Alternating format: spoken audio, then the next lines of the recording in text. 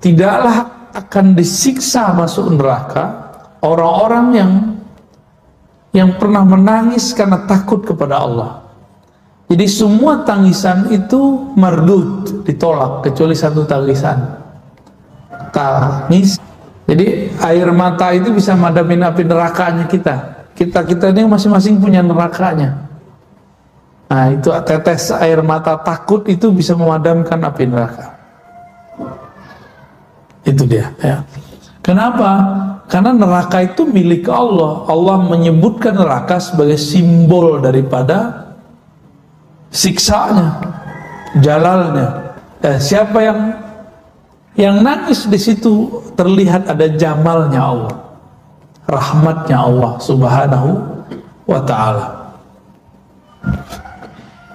Bagaimana Nabi mengilustrasikannya? Tidak akan masuk neraka, tidak akan disiksa orang yang takut kepada Allah lalu nangis sampai air susu ke dalam susunya.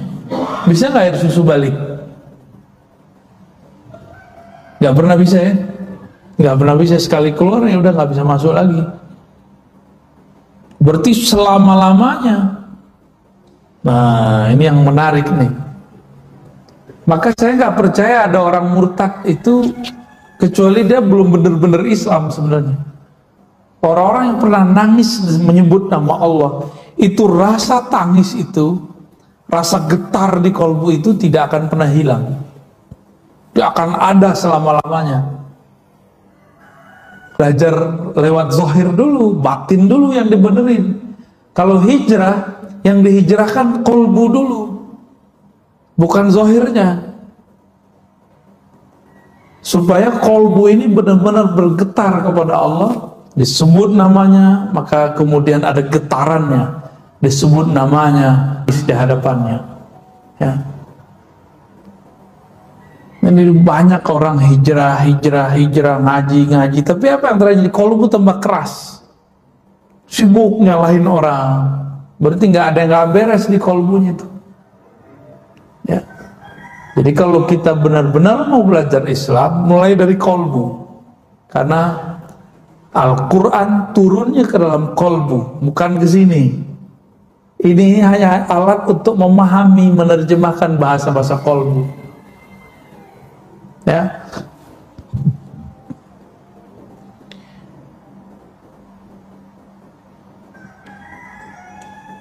Dalam riwayat Imam Tabrani disebutkan, idza qsha'arra jasadul 'abdi tahatat anhu dhunubuhu kama yatahatat 'ani syajaratil liyabisah waraquha.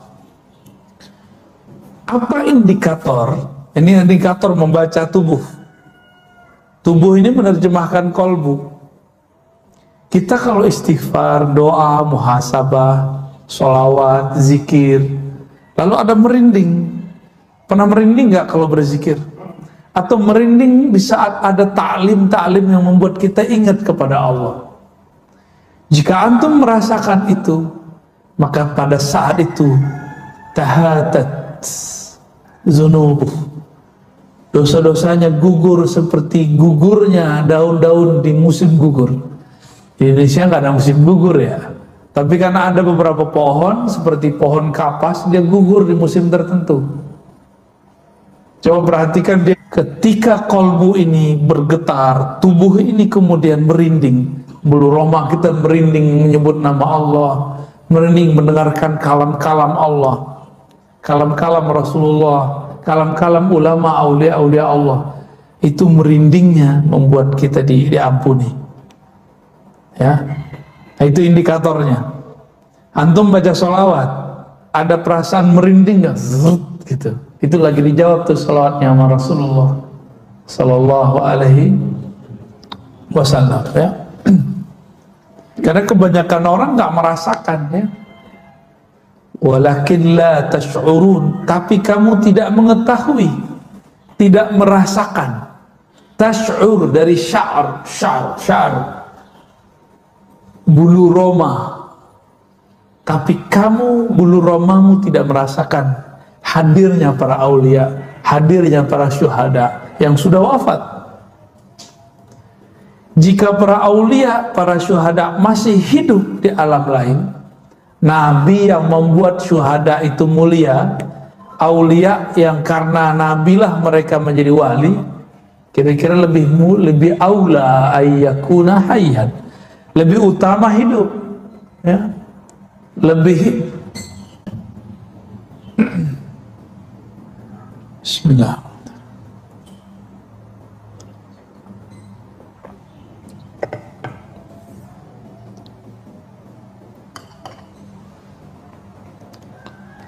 Wa qala sallallahu alaihi wasallam, nah, Nabi mentafsirkan satu ayat, walladzina yutuna ma atau wa qulubuhum wajilah. Orang-orang yang memberikan apa yang mereka berikan dan kolbunya penuh dengan rasa wajlah, rasa takut. Ay khaifah alla yuqbala minhum a'malul birr. Jadi kita nih ciri-ciri indikator kalau kita sudah ada masuk nih rasa takut ke kolbu, kita beramal, memberi sedekahkah, berzikirkah, sholat, lalu ada perasaan khawatir nih nggak diterima, merasa nggak pantas diterima, itu masuk semua tuh ke bab khauf. Kalau indikator ini sudah ada, berarti sudah mulai bagus kolbunya, ya. Kana an-nas ya'uduna Dawuda wa yazunnuna annahu marid wa lam yakun bihi illa shiddatul khauf min rabbih. Jadi ada satu riwayat, ya, bahwa dalam Israiliyat Nabi Daud sakit, terlihat sama orang, tapi sebenarnya beliau nggak sakit, beliau cuma ketakutan habis membaca Az-Zabur, lalu badannya lemas, bergetar, panas, dingin. Ini dulu para nabi baca ayat-ayat Allah sampai begitu. Kalau kita enggak, ya, enggak ada yang begitu, ya. Di zaman Hasan al-Basri itu ada orang baca surah Al-Hadid nyampe di ayat 16-nya pada pingsan. Kita enggak ada yang begitu. Apa yang salah ini? Maka minimal merinding-merinding lah kalau dibacakan ayat lalu disebutkan maknanya. Waktu saya kemarin saya baru pulang dari Sumatera, dari kampung saya, itu macam-macam berteriak di sana. Ada yang merinding begitu, ketakutan dia kepada Allah. Wajlah, bulu romanya merinding. Sampai-sampai dia nggak tahan, dia berteriak, ya Allah. Ada juga yang kurang ajar, kita belum selesai ngomong dipotong. Ya, ada juga yang begitu, gaya badui. Angkat tangan langsung ngomong, itu kan badui itu. Orang kalau angkat tangan gimana hadapnya?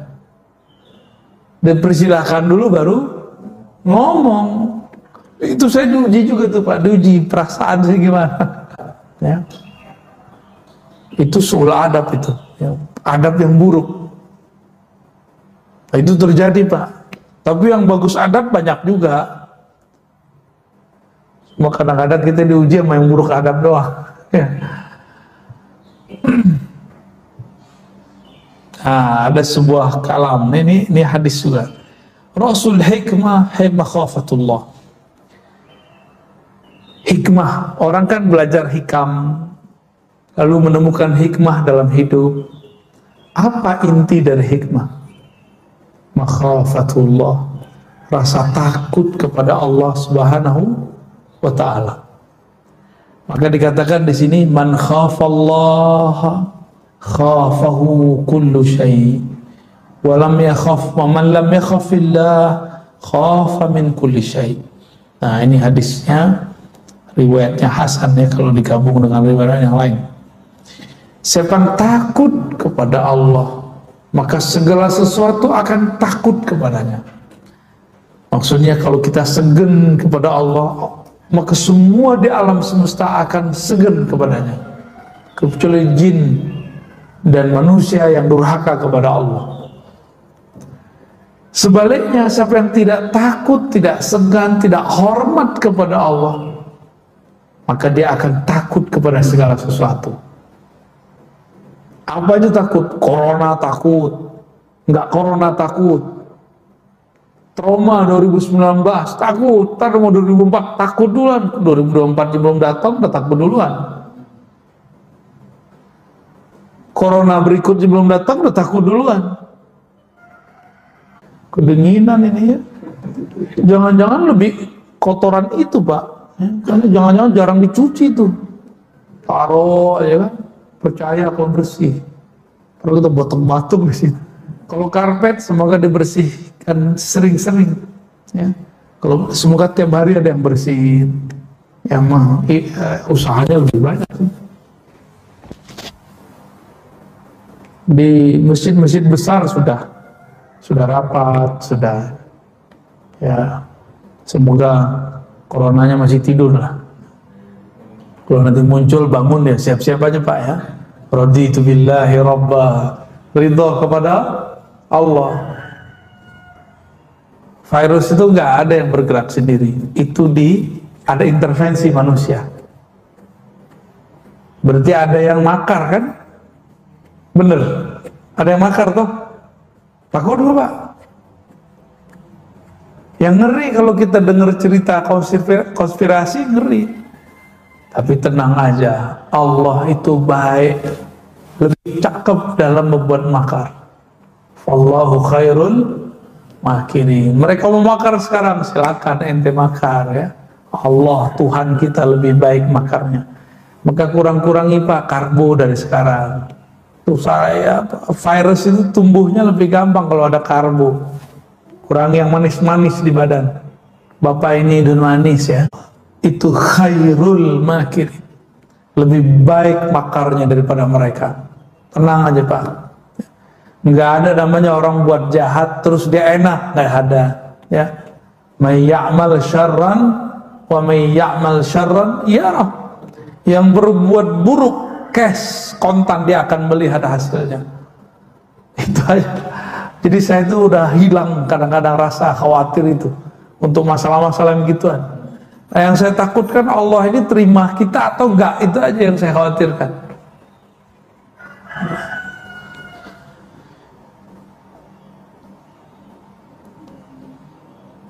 Semoga nanti yang berwenang mengumumkan nggak wajib pakai masker, lebih enak lagi Pak ya. Masker lumayan mahal Pak, udah kaya tuh tuan-tuan masker tuh ya. Bisnis masker udah luar biasa tuh. Allah Subhanahu wa Ta'ala tidak akan pernah menjadikan kolbu kita ini ada dua ketakutan, rasa takut kepada A dan takut juga kepada B, nggak ada ya, pasti kepada salah satunya. Makanya dalam Al-Quran dikatakan Allah tidaklah menjadikan manusia itu dua kolbu. Kolbu kita satu. Maka rasa takutnya cuma satu. Takut kepada Allah, takut kepada Allah aja. Kita ngomong begini bukan berarti kita nggak waspada terhadap corona. Kepada corona bukan khauf tapi waspada. Bisa bedain? Kita tidak takut corona tapi kita waspada kepada corona. Kepada Allah takut. Bisa bedain? Jangan konyol juga bilang gak usah takut kepada corona, gak usah waspada, itu konyol juga tuh. Mengada buktinya orang meninggal kok ya. Kalau antum gak percaya, gak masalah, buktinya ada ya. Semuanya ada. Jadi kita nggak usah terlalu kemakan teori-teori yang aneh-aneh juga.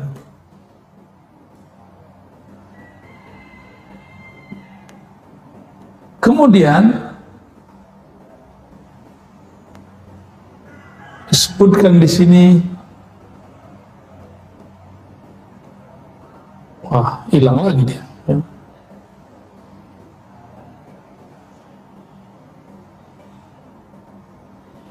Rasa takut ini muncul kalau orang biasanya maksiat, udah itu aja. Rasa takut muncul kalau orang maksiat.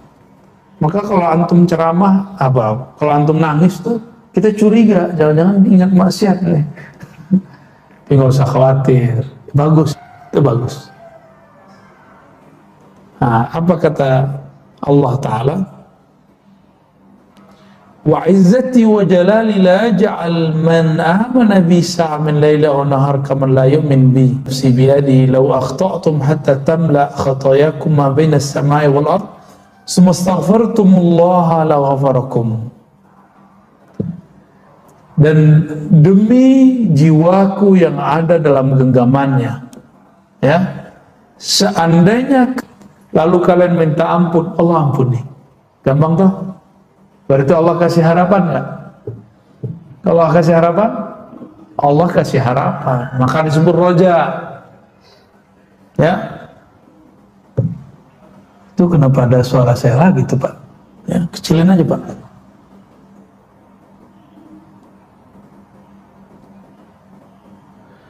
Walau lam tukhti'u laja'a Allah biqaumin yukhti'un summa yastaghfirun fayaghfir lahum.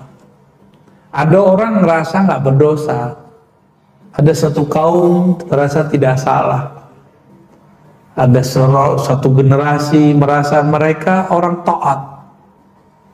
Banyak orang begini sekarang. Banyak, baru soleh dikit udah nggak rasa berdosa, baru soleh dikit sudah ngancem-ngancem orang yang berbeda faham. Ya, banyak. Ya, lalu nakut-nakutin orang. Pernah nggak ditakut-takutin orang, Pak? Ntar kamu dihisap loh di sisi Allah. Pernah gitu ya? Saya hampir tiap hari Pak digituin orang. Maklum, kita juga ceramah tiap hari soalnya. Tapi sombong sekali ngomongnya. Ittaqullah, takutlah kamu kepada Allah. Semoga kamu dapat hidayah. Gitu.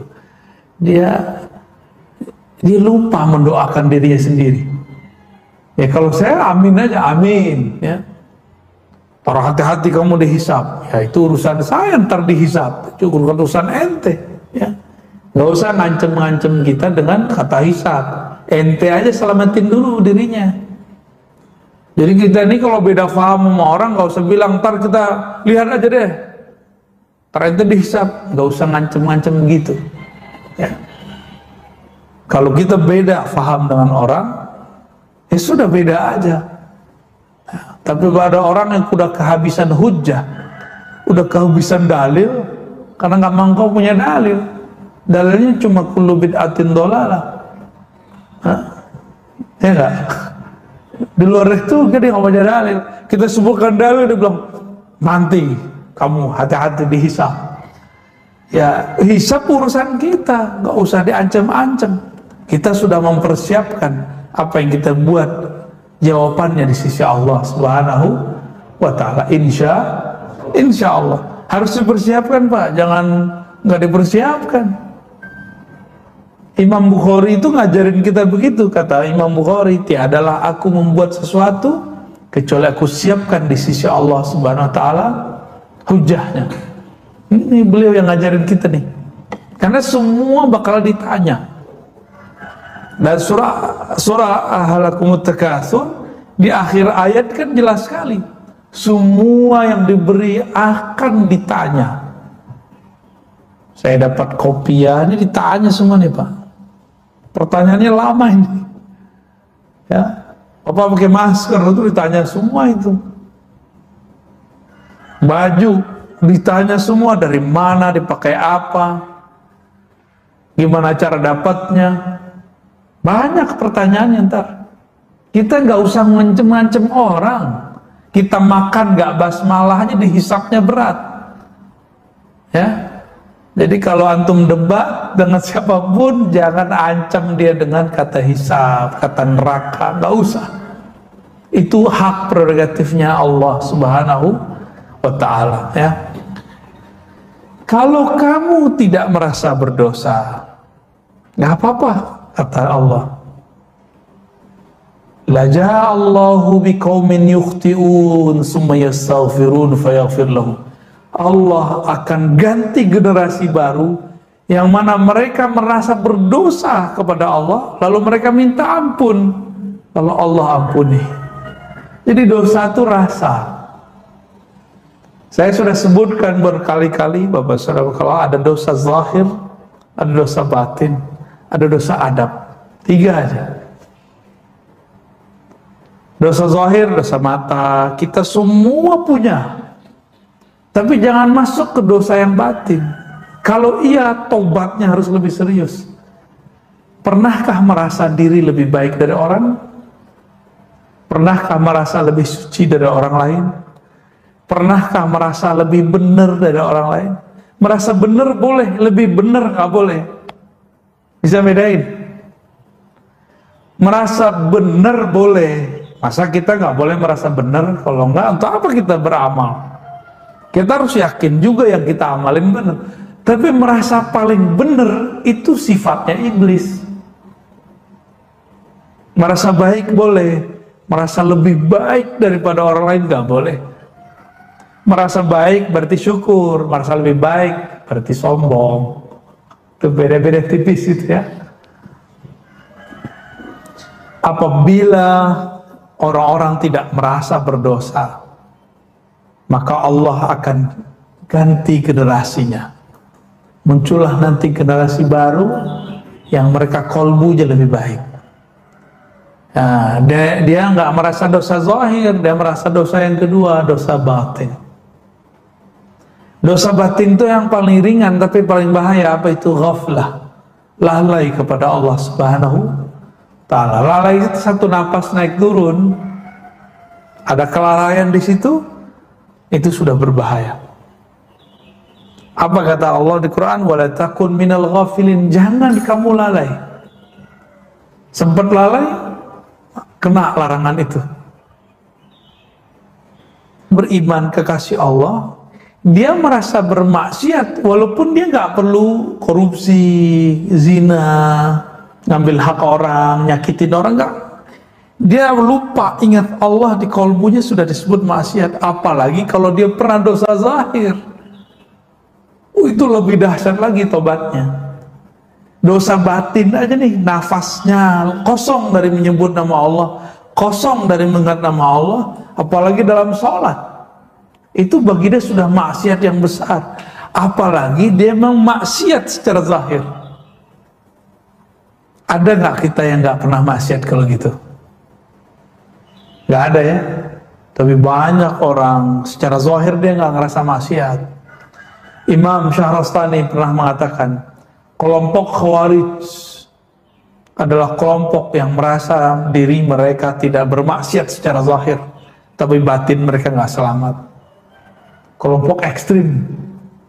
Makanya mereka meneraka-nerakakan orang, mengkafir-kafirkan orang. Itu karena kolbunya kotor, tapi hafalannya. Dia menghukumi orang dengan hafalan-hafalannya. Dan ini berbahaya. Ya. Ini yang akan kita hadapi nanti. Jadi Bapak Ibu Saudara yang bukan Allah, yang kita hadapi di masa depan, itu orang-orang yang soleh secara zahir, tapi batinnya kotor. Kita merasa diri kita kotor zahir dan batin, lalu kita tobat, itulah senjatanya. Kalau nggak ada rasa itu, wah kita lewat sama mereka ya.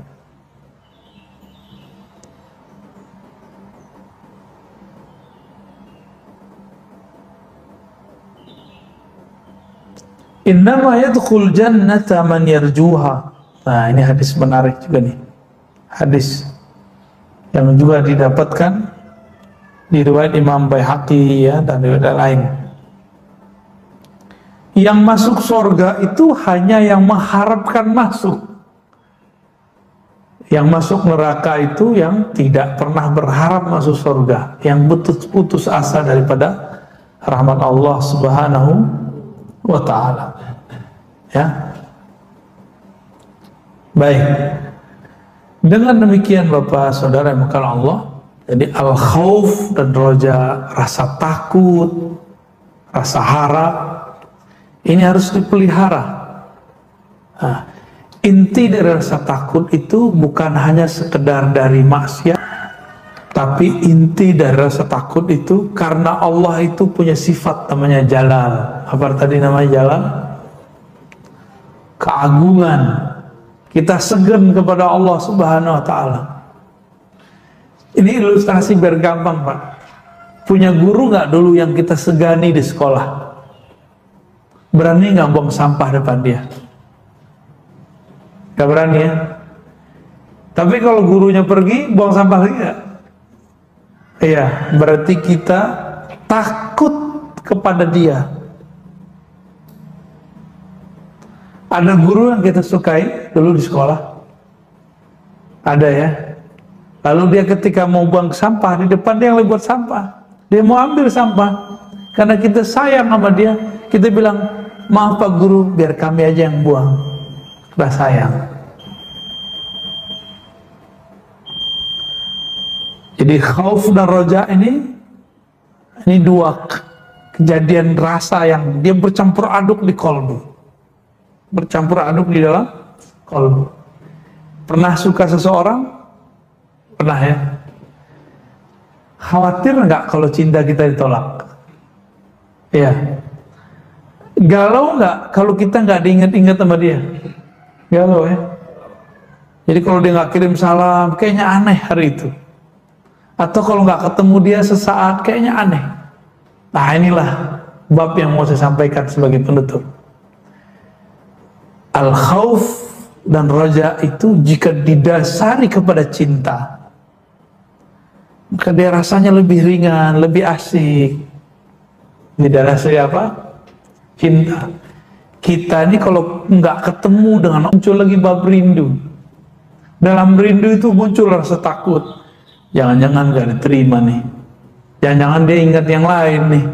Jangan-jangan perhatiannya kurang nih. Maka orang yang khauf dan roja ini sibuk. Ketika dia mau bertemu atau ada kesempatan bertemu dengan yang dia sukai ini, dia akan mencari perhatian. Bajunya dibagusin, mukanya dibersihin, model rambutnya dibenerin. Itu kalau kekasihnya fisik, manusia. Kalau yang kita cintai itu Allah, gimana? Karena Allah, mari cari perhatian Allah. Allah itu selalu memperhatikan hambanya, tapi carilah perhatian rahmatnya, perhatian kasih sayangnya. Bagaimana caranya? Di kolbu ada khauf dan raja, yang sumbernya adalah cinta kepada Allah Subhanahu wa ta'ala. Cinta indikatornya cuma satu, dawam zikri, senantiasa ingat dia, senantiasa merindukannya, takut kalau salah tingkah di depannya. Itu jadi ya. Kalau kita sudah cinta, suka memberikan kejutan nggak, hadiah.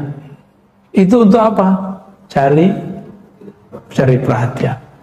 Maka yang layak dijadikan objek untuk kita cari perhatiannya adalah Allah, sumber semua cinta. Ya. Siapa yang dicintai Allah, maka semua yang di makhluk ini, yang di alam semesta akan mencintainya.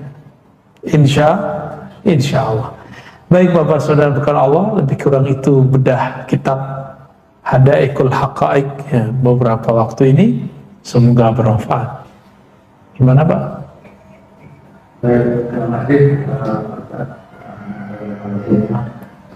Dengan Bapak Ibu, tema sekalian kita ada yang ditanyakan.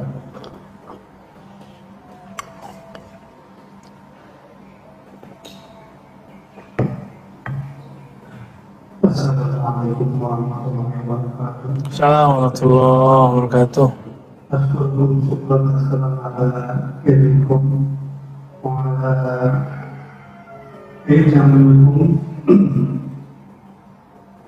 mohon maaf Ustaz Ahliya. Saya sudah dulu dari Sawangan mau bertanya, apakah bahwa dari kalau kita zikir kan hanya suara yang disebut jauh ya, apakah ada hubungannya dengan khauf dengan roja ini? Ya. Yang kedua pertanyaan saya, mohon maaf, saya dengan bahasa Arab karena ini pribadi saya. Syukuran wassalamu alaikum wa la syakka bi'ilmikum wa la ubali min ayyi jami'atin khalaqtum. awalan sami'tu minal akhar sami'tu qawlan al-akhar idza dhakara dzakirun summa hatta yakhruja maniyya min dzakarihi hada sahihun aw ghairu sahih wa ijaba kafa bisahih wa ghairu sahih syukran katsir sahih imamikum wa dirikum sallallahu alaihi wasallam. Oke. Tadi pertamanya saya lupa Pak. Kalau zikir ada disebut zauq rasa. Apakah buah daripada ini Pak namanya Rasa takut. Iya. Bukan buah dari rasa takut, tapi buah dari kenal. Kenal dulu, baru ada cinta. Cinta dulu, baru ada rasa harap dan cemas. Baru ada rasa. Mungkinkah kita ada rasa dengan orang yang kita kenal? Apalagi kepada Allah. Jadi sebelum berzikir, kenalilah yang dizikirkan itu siapa. Jadi kalau banyak orang di luar sana belajar zikir, tapi nggak ada efek di kolbunya, itu masalahnya cuma satu, dia tidak mengenal siapa yang disebut. Sederhana aja, ya. Kita kalau kenal siapa yang kita sebut, oh fotonya kita jaga, namanya kita jaga. Pernah nyimpen foto kekasih kan, jatuh, kita ambil nggak? Rela nggak itu foto kekasih kita injak? Enggak. Bapak kenal Muhammad, tulisan begitu. Misalnya ada di tulisan, jatuh. Kita biarin. Kita kan tahu ini nama Nabi Muhammad, walaupun itu. Tapi ini nama Nabi. Karena kenal yang punya nama, maka simbol-simbolnya kita jaga. Jadi ini mulai dari kenal dulu. Ya, gitu Pak. Yang tadi kedua ada terjawab ya.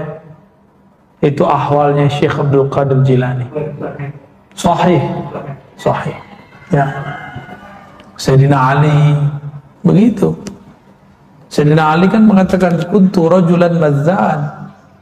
Aku adalah seorang laki-laki yang mazza'. Kenapa?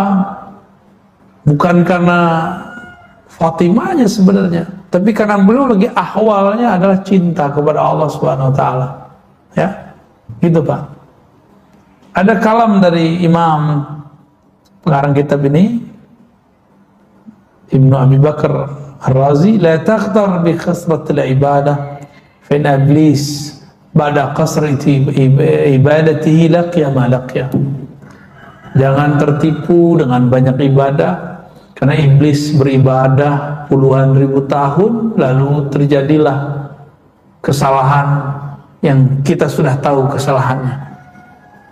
La takhtar bi kasratil ilm, jangan tertipu oleh banyak ilmu, karena dulu ada namanya di masa dulu Bal'am, punya ilmu tentang ma'rifatul asma, mengenal nama-nama Ismul Azam, nama-nama Allah. Saktinya bukan main dia, tapi dia kemudian terlaknat juga. La takhtar ya, bimusahabati as-salihin, jangan bangga dulu berteman sama orang soleh ya. Kenapa kata beliau? Fala rajula a'zam qadran an-nabi sallallahu alaihi wasallam wa lam yantafi aqaribuhu bi mukhalatati. Tidak ada makhluk yang lebih sempurna, lebih bermanfaat, lebih hebat daripada Rasulullah sallallahu alaihi wasallam. Benar ya? Tapi apakah kerabatnya dapat manfaat dari beliau? Abu Jahal, Abu Lahab dapat manfaat enggak? Enggak. Jadi kita dekat sama orang itu belum cukup, tapi ikut dia itu baru benar. Ya, belum cukup, tapi kita kemudian mengikuti dia, tasdik kepadanya, itu yang benar. Ya, kita dekat sama orang soleh, tapi ngomongin dia. Gue mendekat, tapi kalau beramal belum. Tapi hatinya gimana? Percaya, syak atau gimana? Jika percaya, Allah terimalah percayanya. Jika tidak, ini masalahnya. Ya, oke, barangkali itu. Lanjut, ada lagi? Apa cukup? Itu ada.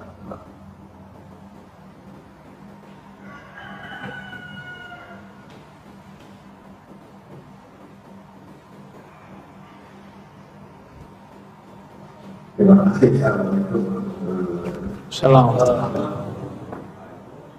Mengkhawatirkan anak itu bagaimana yang benar supaya tidak terjadi hal yang negatif ya. Karena ini generasi yang tidak boleh kita meninggalkan generasi yang lemah karena semua seperti itu. Nah sekarang lembaga pendidikan yang paham ya, paham di tempat pendidikan yang paham, lalu kita juga yang kurang ibaratnya. Dan pertanyaan berikutnya, apakah lembaga pendidikan yang mahal itu masih punya pahala? Terima kasih. Bapak lagi mau nyerang lembaga pendidikan nih Pak ya. Baik. Mengkhawatirkan anak itu bagian daripada khauf, tapi khauf untuk generasi. Dan khauf ini nggak boleh cuma dengan galau. Kejadian itu kan terjadi juga di masa sebelumnya. Generasi sebelumnya begitu juga. Toh galau nggak galau, generasi berjalan terus. Terus gimana? Yang tidak berubah di alam semesta itu cuma Allah. Karena Allah lah yang menciptakan alam semesta. Ya, kekuasaannya nggak berubah. Ya, yang dikuasainya berubah. Jadi dekatkan anak itu kepada Allah. Cara mendekatkan anak bukan dengan banyak sholat, Pak. Kenalkan dulu dia sembah siapa. Jadi jangan paksa anak tuh sholat kalau dia belum kenal siapa Allah. Pelan-pelan kita ajarin ya. Allah itu yang ciptain ayah, ibu, kamu. Maka untuk mengenangnya, mengingatnya, kita menyembahnya. Gitu. Ya. Kamu kalau punya orang tua pasti pengen pulang gitu, pengen pulang ngecas itu. Sumber alam semesta itu kan Allah. Maka kalau orang ini hidup di dunia nggak kembali kepada Allah, nanti dia kayak anak nggak jelas dia mau pulang kemana, energinya nggak ada. Jadi memikirkan pendidikan anak ini bagian dari khauf. Ya. Tadi khauf dan roja untuk diri sendiri, tapi sekarang Bapak bertanyanya untuk orang lagi, itu anak kita sendiri. Wajib Pak. Tapi tidak cukup dengan rasa takut. Jangan karena rasa takut kita kemudian kita paksa anak kita ibadah sholat. Ajarin dulu dia cinta kepada yang dia sembah. Maka nanti dia nggak perlu dipaksa untuk sholat. Ya. Jadi mulai bercerita tentang Allah kepada anak-anak. Dengan cerita apa? Cerita kisah ke mereka. Nanti mereka akan tertarik sendiri untuk sholat. Lalu anak-anak itu dia nggak ngelihat omongan kita Pak, dia ngelihat kita buat apa. Jadi Bapak ini kalau jam sholatnya pergi ke masjid, itu anak rekam sama dia. Nanti kita ketiduran malah anak kita yang bangunin. Coba aja itu, jadi anak itu dia merekam apa yang dibuat babehnya nih ya. Bapaknya ngapain nih? Ada orang tua ngerokok terus bilang kadangnya, kamu jangan ngerokok ya. Ngerokok. Itu bapak kurang ajar tuh. Itu nggak bener ngajar begitu. Kalau kita ngajar anak sholat, kita sholat duluan. Kalau kita bilang ke anak jangan ngerokok depan dia, ngerokok di luar dia. Gitu. Terus begitu. Kita ini nggak semua punya bakat mengajar. Maka kita bertanya kepada orang yang bisa mengajar. Makanya banyak orang nggak bakat ngajar anaknya, ngomong bulat gak jelas. Terus apakah orang yang membuat pendidikan yang mahal itu gak dapat pahala? Itu urusan lain Pak, itu urusan kolbu dia. Bapak buat pendidikan murah, gak ikhlas, gak dapat juga. Mahal gak mahal, penjualan metode, dan itu halal. Itu halal, ya. mau dia pesantren kayak, mau dia sekolah umum, ketika dia jual fasilitas, ini boleh naikin kos. Urusan agama kok kita murah-murahin gitu. Tapi ya, kita harus punya program juga. Jadi Bapak ini kalau ada yang bergerak di dunia pendidikan, emang middle up, harus punya CSR-nya Pak. Harus ada program untuk anak yatimnya, anak duafanya, orang-orang yang cerdas tapi kurang mujur, kurang beruntung dalam bab rezeki. Harus dicari, jangan nunggu orang datang. Kita nyari mereka, orang berbakat itu. Harus ada intelijen sekolah itu, kira-kira begitu. Dicari bakat orang kemana-mana. Di mana dia nyari? Kalau kita di SMP ya kita nyarinya ke SD. Kita nyari jemput bola. Katanya mempersiapkan generasi. Ya. Kalau nunggu orang datang ya namanya benar itu. Ya. Apalagi kalau di lembaga kita ada juga sosial, wah itu lebih cakep lagi. Bisa lebih banyak nanti, bisa dibuat persentase. 70% orang berada, 30%-nya orang berbakat tapi kurang beruntung secara rezeki. Semoga nanti lembaga pendidikan akan banyak begitu, amin ya. Tapi dulu kiai-kiai kita yang hebat itu mereka sekolah bukan di sekolah mewah. Kiai Mustafa Yakub, Imam Besar Istiqlal almarhum, itu bertahun-tahun makan ikan apa tuh? Ikan lele tanpa tulang. Tahu Pak? Lele yang tanpa tulang apa tuh? Terong. Daging tanpa kulit. Jengkol. Itu mereka makannya itu aja diolah. Jadi ulama besar tuh. Ya. Jadi mereka sudah biasa hidup bersahaja. Bapak kalau pergi pesantren-pesantren itu ada macam-macam pesantren. Ada yang kelasnya oke, tempat tinggalnya oke, riadoh anaknya kurang, latihan anaknya kurang. Akhirnya kurang tahan banting, jadi manja. Udah kuliahnya masih manja. Beda kalau mereka itu sudah hidup sederhana. Itu hasilnya beda. Ya. Kita nggak nyuruh anak-anak lebih baik. Ya. Itu petuah dari Imam Abdul Hasan Asy-Syadzili. Ya. Gitu ya. Cukup?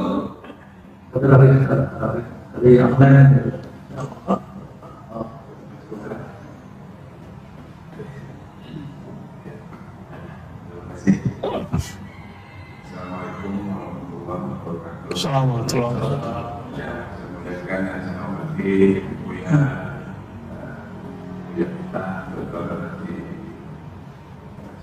Saya ingin bertanya, sekitar tahun 1911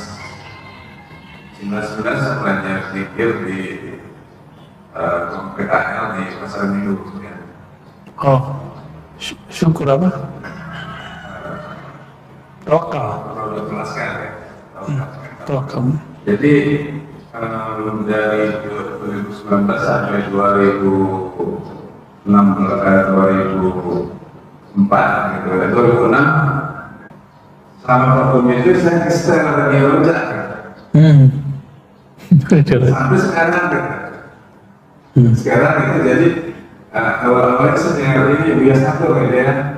Radio Roja apa radio apa? Radio Roja gitu ya. Oke. Dia itu sebelah gitu. Rajin juga ya. Jadi akhirnya tapi saya nggak membaca sendiri ya. Ya, apa aja didengar gitu. Gitu.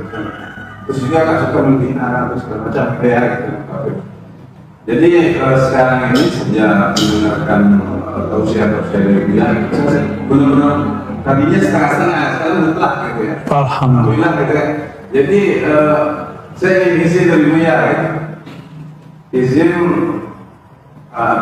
mengembangkan zikir tadi gitu. Jadi boleh nggak gitu saya itu mengingatkan saudara-saudara gitu makan gitu kan.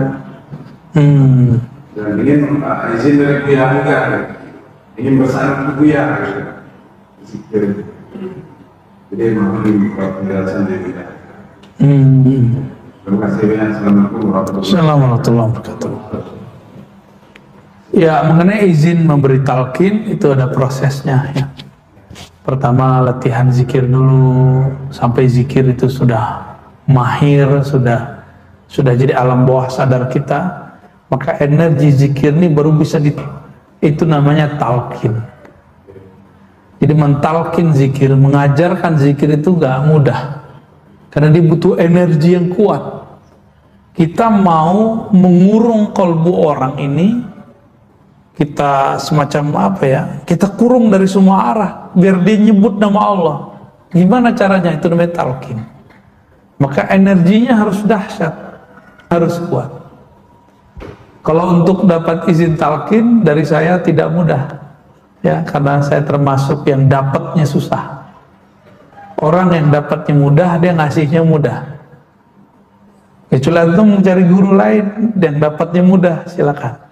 Tapi kalau buat saya biasanya dimulai dari zikir khafi, menyebut nama Allah, ada zikir beberapa macam kurikulum, sampai kemudian kepada taraf ya ayyuhallazina amanu dzkurullaha dzikran katsira. Wahai orang beriman, berzikirlah kepada Allah sebanyak-banyaknya. Baru nggak pakai kurikulum lagi zikirnya. Jadi kurikulum itu sama kayak kita belajar Quran pakai tajwidnya, pakai Iqra. Ada nggak Nabi ngajarin Iqra? Ada nggak Nabi ngajarin pakai metode Baghdadi, Qiraati, Tilawati? Nggak ada. Metode ini dibuat supaya orang bisa baca Quran. Kalau sudah bisa baca Quran, khatam di Quran, dia boleh ngajarin orang. Gitu. Jadi kapan talqinnya boleh diizinkan? Kalau sudah mahir ya. Nanti cek dulu, kita latihan zikir lagi ya. Latihan zikir mulai dari Ismul Jalalah, Lataif, Nafi Isbat, Tahlil, minimal itu dulu.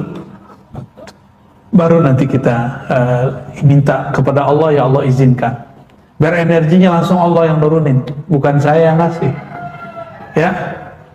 Jadi kenapa talqin zikir gak berasa di beberapa majelis? Karena dia mengandalkan energi zikrullah dari kolbunya. Padahal kolbunya tidak selalu ingat kepada Allah. Tapi kalau kolbunya sudah bertawakal kepada Allah, Allah berikan energi, walaupun yang ikut 100.000 orang itu akan Allah. Insya Allah. Gitu Bang ya. Online. Apakah masuk usul Allah dan bagaimana agar bisa betul? Kemudian yang kedua, jika berdoa kita tidak berdoa, kita juga salah. Apakah rasa salah bersalah pada senjata untuk suluk? Untuk apa suluk? Wah, yang nanya orang tarekat deh kayaknya deh ya. Usul itu rasa kesadaran kepada Allah. Disebut usul. Kita merasakan kesadaran bertuhan. Namanya apa? Usul. Kesadaran itu beragam. Ada kesadaran kepada namanya. Nama yang paling nikmat dibaca itu nama Allah. Allah itu kalau dibaca tuh nikmatnya bukan main. Itu nggak ada bandingannya kalau orang baca. Maka Allah mengatakan wala dzikrullahi akbar. Sungguh zikru, menyebut, mengingat Allah. Allah gitu terjemahan harfiahnya. Akbar, rasanya lebih dahsyat, rasanya lebih nikmat. Gitu ya. Ya, minimal usul di situ dulu, baru nanti usul pada afal Allah. Kita kalau ngeliat gerak, yang terlihat adalah peran Allah. Nah, ini kebanyakan orang nama pun belum masuk ke kolbunya, apalagi dia melihat afal Allah. Teman-teman yang melakukan Allah, apa yang terjadi di dunia ini sekarang perbuatan Allah bukan? Ridho nggak? Hah? Corona buatan manusia zahirnya, tapi izin dari Allah bukan? Ada nggak di alam semesta sesuatu terjadi kalau Allah nggak izin? Berarti ada Tuhan selain Allah. Maka mesti corona ini walaupun intervensi makhluk, kan Allah juga yang menginginkannya, tapi Allah tidak meridhoinya. Itu. Maka kita, karena dia menginginkan, kita terima aja. Kita terima, kita jalani. Makanya saya mengajak teman-teman, kita sekarang dipaksa vaksin aja. Ustadz ini nggak jelas. Bukan, ini justru jelas. Ya antum bolehlah nggak terima sakti, tapi kalau nggak vaksin bisa naik kendaraan kemana-mana kan nggak bisa. Maslahatnya sekarang kita pikirin, mudarat di badan tinggal dibuang pakai bekam kok, enggak. Jadi kita nggak usah takut-takut amat tuh masalah-masalah begitu. Tapi kalau sudah masuk nama Allah, nanti kita akan melihat bahwa Allah ini berperan di alam semesta. Baru rasa itu muncul. Berarti usul di bab fi'il Allah. Ya. Kalau usul di sifat Allah itu sudah ulama wali dia. Udah wali-wali besar. Kutub-kutub zaman dulu makomnya di situ. Kalau dia berkalam, kalam Allah jadinya. Kan sifat itu dalam bahasa Arab, wali-wali Allah yang sudah sampai kepada sifat, dia kalau dengar nggak pakai telinga ini lagi. Dengarnya sudah dengan pendengaran yang lain. Allah yang memperdengarkan kepadanya. Itu bedanya. Dia kalau belajar nggak berataskan mata lagi, mata membaca, telinga mendengar, tapi lebih dari itu. Mungkin matanya mendengar, melihat, telinganya mendengar yang ada di sekitar, tapi ruhnya sudah melayang sampai ke wilayah lain. Ayat yang sama bisa diterjemahkan lebih dalam daripada orang-orang biasa. Orang kampus jelasin, pusing kita. Tapi kalau dia jelasin, kita merinding-merinding. Nanti bisa ke sana, Pak. Ayat yang sama loh ya. Lalu kalau ada merasa tidak pantas kepada Allah, bisakah suluk gitu kali ya? Itu awal suluk kah? Ya itu namanya ahwal, keadaan rohani yang terjadi pada orang yang hendak datang kepada Allah. Ya bagian dari awal suluk sih, boleh. Belum akhir itu, ya. Demikian lebih kurang ya. Semoga bermanfaat, semoga pagi kita diberkahi oleh Allah dengan dua hal, dengan pagi berjamaah dan pagi mengaji. Membaca kita, mendengarkan ilmu-ilmu tentang ma'rifatullah. Semoga Allah menerima apa yang kita lakukan. Amin rabbal alamin. Sallallahu alaihi wasallam Muhammad. Assalamualaikum warahmatullahi wabarakatuh.